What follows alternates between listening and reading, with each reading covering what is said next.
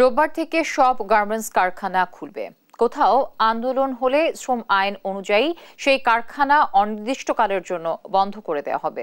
শনিবার বিজিএমইএ ভবনে চলমান পরিস্থিতি নিয়ে শিল্প মালিক শ্রমিকদের সঙ্গে বৈঠক করেন সরকারের ৩ উপদেষ্টা।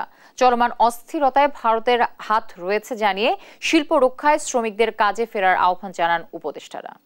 আরও জানাচ্ছেন শিউলি রায়।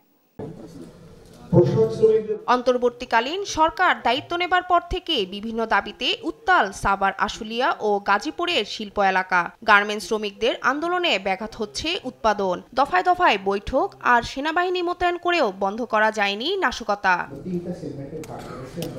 এমন পরিস্থিতিতে পোশাক কারখানা খোলা নিয়ে বিজিএমইএ, বিকেএমইএ সহ শ্রমিক প্রতিনিধিদের সঙ্গে বৈঠকে বসেন ৩ উপদেষ্টা।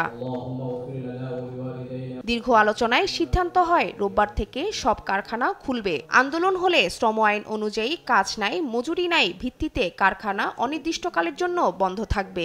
যদি এভাবেই চলে তাহলে তাদেরকে টেরর অ্যাক্ট ছাড়া দ্বিতীয় রাস্তা নাই। সো আমি উপদেষ্টা মহোদয়ের কাছে রিকোয়েস্ট করব, এই একটা অ্যাসুরেন্স গ্যারান্টি দরকার। একটা কমিটি হয়েছে, কমিটি তার কাজ করবে, সেই সময় পর্যন্ত যেন কোনো ফ্যাক্টরি কোনো বন্ধ না করতে হয়। আর যদি এভাবে আসে ঢোকে তাহলে আমাদের মালিকদের সবার দাবি টেরর রাখে, তাহলে আমরা ফ্যাক্টরি বন্ধ করে দেব। চলমান অস্থিরতার জন্য ভারতের ইন্ধন দেখেছেন শ্রম উপদেষ্টা আসিফ মাহমুদ সজীব ভুইয়া। শ্রমিকদের সমস্যা সমাধানের সেল গঠন করা হয়েছে জানিয়ে সবাইকে কাজে ফেরার আহ্বান জানান তিনি।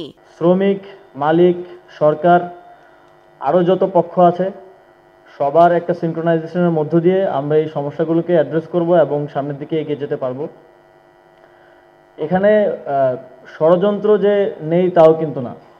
এখানে আসলে যদি পাশাপাশি দুইটা দোকান থাকে তাহলে দুই পক্ষের দোকান মালিকের কিন্তু একটা ইন্টেনশন থাকে, যদি আমি পাশের দোকানটা বন্ধ করে দিতে পারি কোনোভাবে তাহলে আমার দোকানে গ্রাহকরা আসবে। তো আমরা এটা কিন্তু অলরেডি দেখতে পাচ্ছি।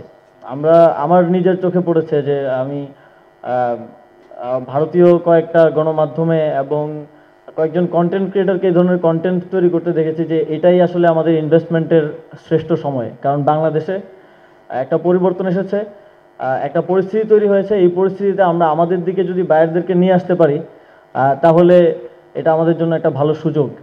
এখন আমাদেরকে ডিসিশন নিতে হবে যে আমরা এই সুযোগটা তাদেরকে দেব কিনা। যদি আমাদের ইন্ডাস্ট্রি না থাকে তাহলে শ্রমিকেরও প্রয়োজন নেই, মালিকেরও প্রয়োজন নেই, আমারও প্রয়োজন নেই। সংঘাত হলে তৃতীয় শক্তি লাভবান হবে জানিয়ে শিল্প উপদেষ্টা বলেন, বেতন ভাতা পরিশোধ সহ যৌক্তিক দাবি পূরণে কাজ করছে সরকার। সংঘাতময় অবস্থায় কিন্তু যারা অন্য শক্তি, তৃতীয় শক্তি পত্রিকায় আসছে তাদের লাভ হবে।